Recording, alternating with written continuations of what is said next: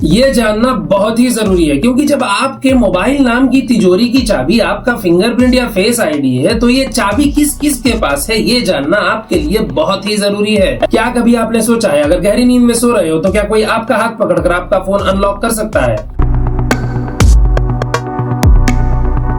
या फिर आपकी हाई क्वालिटी फोटो दिखाकर फेस आईडी को बेवकूफ बनाया जा सकता है।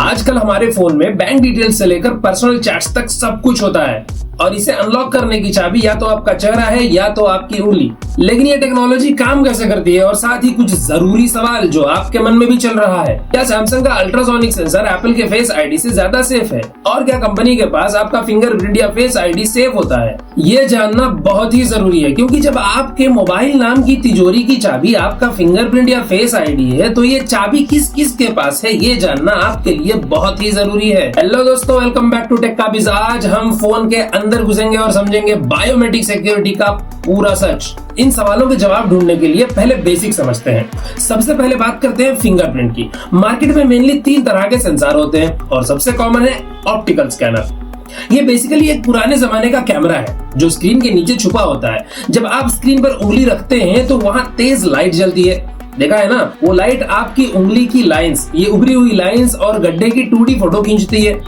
अगर फोटो मैच हुई, फोन अनलॉक।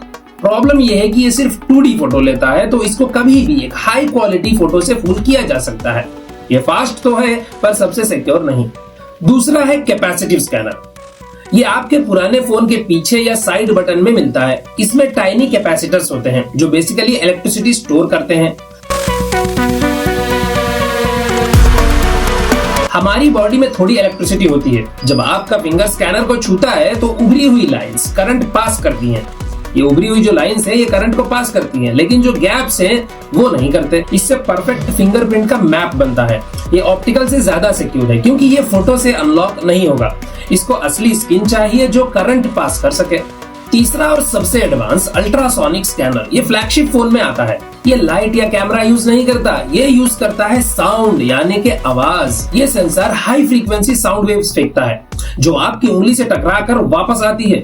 इससे आपके फिंगरप्रिंट का एक 3D मैप बनता है। सबसे बड़ा फायदा, अगर आपकी उंगली गीली भी है तब भी ये काम करेगा क्योंकि साउंड वेव्स पानी की लेयर के आर पार जा सकती है। अब आते हैं फेस अनलॉक पर। यहाँ बहुत बड़ा फ्रॉड होता है। ज्यादातर सस्ते एंड्रॉइड फोन में जो फेस अनलॉक होते हैं वो सिर्फ सेल्फी कैमरा से आपकी फोटो मैच करते हैं, इसलिए वो अंधेरे में काम नहीं करते और हाई क्वालिटी फोटो से खुल सकता है। लेकिन फ्लैगशिप और एप्पल का फेस आईडी या हुआवी का 3D अनलॉक अलग है। यहाँ प्रोजेक्टर टेक्नोलॉजी यूज करते हैं। इसका प्रोसेस ध्यान से सुनिए, ये बहुत इंटरेस्टिंग है। सबसे पहले फ्लूइड इल्यूमिनेटर आपके चेहरे पर इनविजिबल इंफ्रारेड लाइट फेंकता है ताकि अंधेरे में भी चेहरा दिखे। फिर डॉट प्रोजेक्टर आपके चेहरे पर 3000 से ज्यादा इनविजिबल डॉट्स प्रोजेक्ट करता है। अब एक इंफ्रारेड कैमरा इन डॉट्स को देखता है। आपकी नाक बाहर है, आंखें अंदर हैं, तो ये डॉट्स टेढ़े मेढ़े हो जाते हैं। फोन इस पैटर्न को पढ़ता है और आपके चेहरे का 3D मैप बनाता है। इसलिए फेस आईडी को बेवकूफ बनाना नामुमकिन के बराबर है क्योंकि फोटो फ्लैट होती है और ये सेंसर डेप्थ ढूंढता है। अब आते हैं उस सवाल पर जो सबके दिमाग में है, क्या एप्पल, गूगल या सैमसंग के पास हमारा फिंगरप्रिंट सेव होता है? क्या कोई उनसे हमारा डेटा मांग सकता है? जवाब है नहीं।